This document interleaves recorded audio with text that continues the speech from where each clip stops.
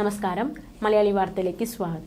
ഗാസയിലെ അൽഷിബ ആശുപത്രി മേധാവി ഡോക്ടർ മുഹമ്മദ് അബു സെൽമിയ ഉൾപ്പെടെ 50 തടവുകാർ മോചിപ്പിക്കപ്പെട്ടിരിക്കുകയാണ്. 7 മാസം മുമ്പ് ഇസ്രായേൽ സേന പിടിച്ചുകൊണ്ടുപോയി തടവിൽ പാർപ്പിച്ചവരെയാണ് ഇപ്പോൾ മോചിപ്പിച്ചിരിക്കുന്നത്. എന്നാൽ ഇസ്രായേൽ സൈന്യം ഇവരെ പിടികൂടിയത് ഹമാസിന്റെ കേന്ദ്രമാണ് ഇവരെന്ന് ആരോപിച്ചാണ്.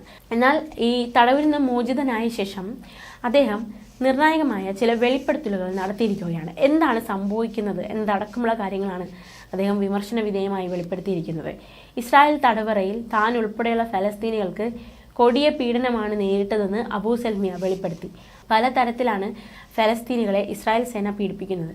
മിക്കവാറും എല്ലാ ദിവസവും തടവുകാരെ മർദ്ദിക്കും. ആക്രമണത്തിൽ തന്റെ തല പൊട്ടി, കൈവിരൽ ഒടിഞ്ഞു. ഡോക്ടർമാരുൾപ്പെടെ എല്ലാവരും നിയമം ലംഘിച്ച് മോശമായി പെരുമാറി. ചികിത്സ കിട്ടാത്തതിനാൽ പലരുടെയും കൈകാലുകൾ മുറിച്ചു മാറ്റി. ഇത്തരത്തിലുള്ള നിർണായകമായ വെളിപ്പെടുത്തലുകളും ഗുരുതര ആരോപണങ്ങളുമാണ് ഉന്നയിച്ചിരിക്കുന്നത്. അബൂ സെൽമിയയെ കസ്റ്റഡിയിലെടുത്തത് കഴിഞ്ഞ വർഷം നവംബർ 22-നാണ്. UN നേതൃത്വത്തിൽ രോഗികളെ ആശുപത്രിയിൽ നിന്ന് ഒഴിപ്പിക്കുന്നതിനിടെയായിരുന്നു ഇദ്ദേഹത്തെ കസ്റ്റഡിയിലെടുത്തത്.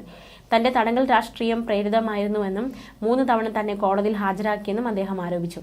എന്നാൽ ഒരിക്കലും കുറ്റം ചുമത്തുകയോ അഭിഭാഷകരുമായി സംസാരിക്കാൻ സമ്മതിക്കുകയോ ചെയ്തിട്ടില്ല. ഇസ്രായേൽ തടവറകളിൽ ക്രൂരപീഡനമാണെന്ന് നേരത്തെ മോചിതരായ പല ഫലസ്തീനികളും വെളിപ്പെടുത്തിയിരുന്നു. എന്തായാലും ഇത്തരത്തിലൊരു പ്രതികരണമാണ് അൽഷിബ ആശുപത്രി ഡയറക്ടർ നടത്തിയിരിക്കുന്നത്. പക്ഷേ അദ്ദേഹത്തിന്റെ ആരോപണത്തെക്കുറിച്ച് ഇസ്രായേൽ അധികൃതർ ഇതുവരെ പ്രതികരിച്ചിട്ടില്ല. ആരോപണങ്ങൾ നേരത്തെ ജയിൽ അധികൃതർ തള്ളിയിരുന്നു. മാത്രമല്ല, അബൂ സെൽമിയയെ വിട്ടയച്ച നടപടിയെ ഇസ്രായേലിലെ തീവ്ര വലതുപക്ഷ മന്ത്രിമാർ വിമർശിക്കുന്ന സാഹചര്യമുണ്ടായി. തങ്ങളുടെ അഭിപ്രായം തേടാതെയാണ് ഇവരെ മോചിപ്പിച്ചതെന്നാണ് അവരുടെ വിമർശനം. അതേസമയം ഗാസയിലെ തെരുവുകളിൽ ഇസ്രായേലും ഹമാസും തമ്മിൽ കനത്ത പോരാട്ടം തുടരുകയാണ്. അതിനിടെ മറ്റൊരു നിർണായക നീക്കത്തിന് ഒരുങ്ങുകയാണ് നെതന്യാഹു സർക്കാർ. ആക്രമണം വ്യാപിപ്പിക്കാൻ ഉറച്ചുകൊണ്ടുള്ള നീക്കമാണ് നടത്തുന്നത്. ഹിസ്ബുല്ല സ്വീകരിച്ചിരിക്കുന്ന നിലപാട് ആക്രമണം നിർത്താതെ പുറകോട്ടില്ല എന്നാണ്. മാത്രമല്ല, ഇതിനിടയിൽ സൈന്യം വിട്ടയച്ച അൽഷിബ ആശുപത്രി മേധാവിയുടെ നിർണായക വെളിപ്പെടുത്തൽ കൂടി വന്നതോടെ കാര്യങ്ങളുടെ സ്ഥിതി മാറി മറിഞ്ഞിരിക്കുകയാണ്. എന്തായാലും ഈ ഇസ്രായേൽ തടവറകളിൽ ഫലസ്തീനികൾ നേരിടുന്നത് കൊടിയ പീഡനമാണെന്ന് അൽഷിബ ആശുപത്രി മേധാവിയുടെ വെളിപ്പെടുത്തൽ, അതുമായി ബന്ധപ്പെട്ട് എന്താണ് IDF അല്ലെങ്കിൽ ഇസ്രായേൽ അധികൃതർ നടത്താൻ പോകുന്ന പ്രതികരണം ലോകം ഉറ്റുനോക്കുകയാണ്. അതിനിടെ ജെനിൻ നഗരത്തിൽ ഫലസ്തീൻ പോരാളികളുടെ ആക്രമണത്തിൽ പരിക്കേറ്റ ഇസ്രായേൽ സൈനികർ കൊല്ലപ്പെട്ടു. വടക്കൻ തെക്കൻ ഗാസകളിൽ ഇസ്രായേൽ ആക്രമണം രൂക്ഷമാവുകയാണ്. ഖാൻ യൂനുസ്, റാഫ എന്നിവിടങ്ങളിൽ നിന്ന് ജനങ്ങളോട് ഒഴിഞ്ഞു പോകാൻ സൈന്യം ആവശ്യപ്പെട്ടു.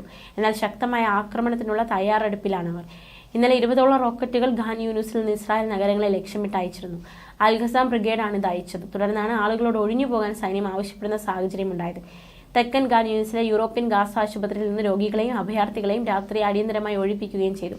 ഏതാനും രോഗികളെ നാസർ ആശുപത്രിയിലേക്ക് മാറ്റുന്ന സാഹചര്യമുണ്ടായി. നെതന്യാഹു വ്യക്തമാക്കുന്ന മറ്റൊരു കാര്യം ഹമാസിന്റെ സൈനിക ശക്തി ദുർബലപ്പെടുത്തിയെന്നും വൈകാതെ ലക്ഷ്യം നേടുമെന്നുമാണ്. ഗാസയിലെ ആക്രമണം നിർണായക ഘട്ടത്തിലാണെന്നും അദ്ദേഹം പറഞ്ഞു. ലെബനാനു നേരെ വ്യാപക യുദ്ധം ഒഴിവാക്കാനാണ് ഇസ്രായേൽ നീക്കം. അമേരിക്കയും യൂറോപ്യൻ യൂണിയനും ഇസ്രായേലിനോട് ആവശ്യപ്പെട്ടിരിക്കുന്നത് സംഘർഷം ലഘൂകരിച്ച് യുദ്ധവ്യാപ്തി തടയണമെന്നാണ്. ന്യൂസ് ഡെസ്ക്, മലയാളി വാർത്ത.